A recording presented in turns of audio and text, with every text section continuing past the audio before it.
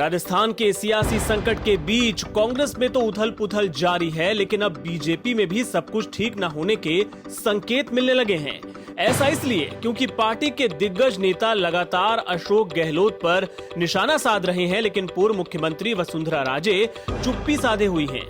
राज्य में जारी गतिरोध को लेकर वसुंधरा की ओर से अभी तक किसी तरह की कोई प्रतिक्रिया नहीं आई है। वसुंधरा की चुप्पी के बाद सवाल खड़े हो रहे हैं कि क्या बीजेपी में सब कुछ ठीक ठाक है। कांग्रेस सरकार में दरार पड़ते ही केंद्र से लेकर राज्य तक के बीजेपी नेता गहलोत सरकार पर हमलावर हैं। वहीं वसुंधरा पूरे मामले में दूरी बनाए हुए हैं। वो सोशल मीडिया पर दूसरे मुद्दों को उठा रही हैं, लेकिन गहलोत सरकार या कांग्रेस को लेकर कुछ नहीं कह रही। इसके पहले उनके न आने के चलते बीजेपी की एक बैठक भी रद्द हो गई थी। इस बीच गुरुवार को नागौर लोकसभा सीट से सांसद और एनडीए के साझेदार हनुमान बेनीवाल ने वसुंधरा पर गहलोत की मदद करने का गंभीर आरोप लगा दिया। हालांकि बीजेपी नेताओं ने बेनीवाल के आरोपों को बेबुनियाद बताते हुए पल्ला झाड़ लिया, लेकिन इतना तो तय है कि जब तक वसुंधरा कुछ कहती नहीं, उनके रवैये को लेकर अटकलों का बाजार गर्म रहेगा। कांग्रेस के बागी नेता सचिन पायलट के खिलाफ राजस्थान के मुख्यमंत्री अशोक गहलोत एक तरफ जहां तीखे हमले कर रहे हैं, तो दूसरी ओर इमोशनल कार्ड भी खेल रहे हैं। गहलोत ने शुक्रवार को एक चैनल को दिए इंटरव्यू में कहा कि वो कभी भी पायलट के खिलाफ नहीं रहे। राहुल गांधी भी जानते हैं कि जब कभी संसदीय बोर्ड की बैठक हुई, मैंने हमेशा युवाओं की पैरवी की।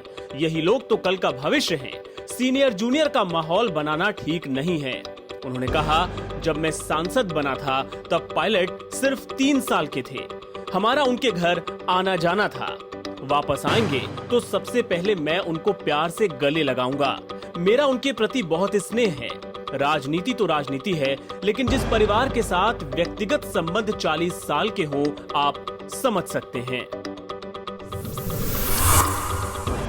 एमपी के गुना में दलित किसान की पिटाई के बाद राजनीति गर्म है। राज्यसभा सांसद ज्योतिरादित्य सिंधिया के हस्तक्षेप के बाद जिले के अधिकारियों पर कार्रवाई हुई। अब सिंधिया खेमे के मंत्री महेंद्र सिंह सिसोदिया पीड़ित किसान के परिवार से मिलने के लिए अस्पताल गए। इस दौरान उन्होंने फोन पर किसान परिवार से सिंधिया की बात भी कराई। सुनिए उन्होंने क्या कहा।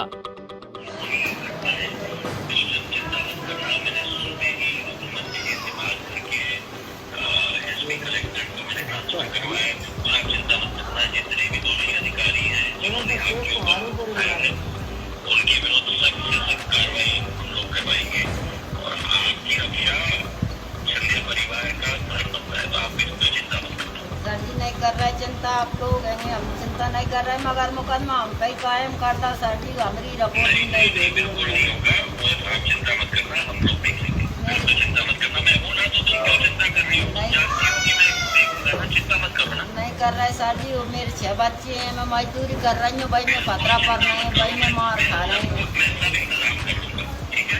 सर जी बहुत दुख हुआ ये देखते हुए और सुनते हुए। मेरी सांत्वना तुम्हारे साथ है और मैं पूरा न्याय करूँगा। सर जी मेरी ये एक निवेदन है, मेरे बच्चे ने थोड़ी थोड़ी जमीन हो जाए तो मेरे बच्चे कर खाएंगे, कोई सहायता मिल जाए मेरे को। जो भी हम लोग कर पाएंगे हम करेंगे, बिल्कुल चिंता मत करना, ठीक है? भारत में कोविड-19 के एक दिन में रिकॉर्ड 34,956 मामले सामने आने के साथ शुक्रवार को संक्रमण के मामलों की संख्या 10 लाख को पार कर गई।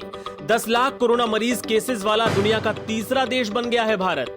मौतों की संख्या भी 25,000 से ज्यादा हो गई है। हालांकि जनसंख्या के लिहाज से देखें तो प्रति 10 लाख आबादी पर 18 व्यक्तियों की मौत हुई। ये दर दुनिया के कई देशों के मुकाबले काफी कम है। मसलन अमेरिका में प्रति 10 लाख जनसंख्या में 415 मरीजों की मौत हो रही है। दुनिया भर में 1.4 करोड़ से ज्यादा लोगों को इन्फेक्ट कर चुकी ये बीमारी अब तक 5,80,000 लोगों की मौत की वजह बनी है।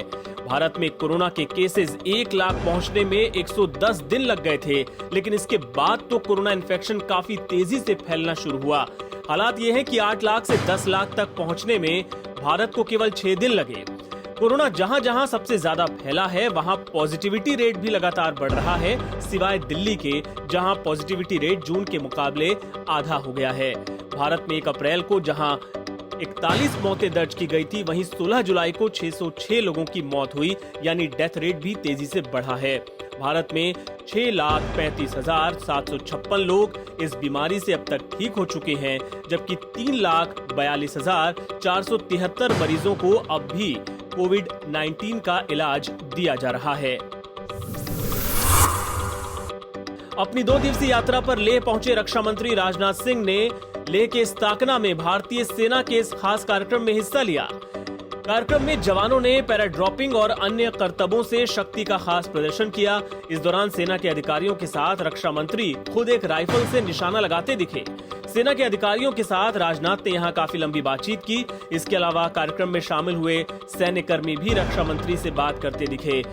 इसी बीच सेना की पीका मशीन गन की रक्षा मंत्री ने जांच की और अधिकारियों से इस बारे में जानकारी भी ली। इस दौरान सेना की उत्तरी कमान के कई वरिष्ठ अधिकारी, सीडीएस जनरल बिपिन रावत और सेना प्रमुख मनोज मुकुंद नरवणे भी मौजूद थे। कार्यक्रम में सेना के जवानों ने आसमान से पैराड्रॉपिंग कर अपनी ताकत का प्रदर्शन किया। इसके अलावा सेना के जवानों ने यहां शौर्य के प्रदर्शन के लिए कई करतब दिखाए, जिसकी रक्षा मंत्री और सैन्य अधिकारियों ने सराहना की।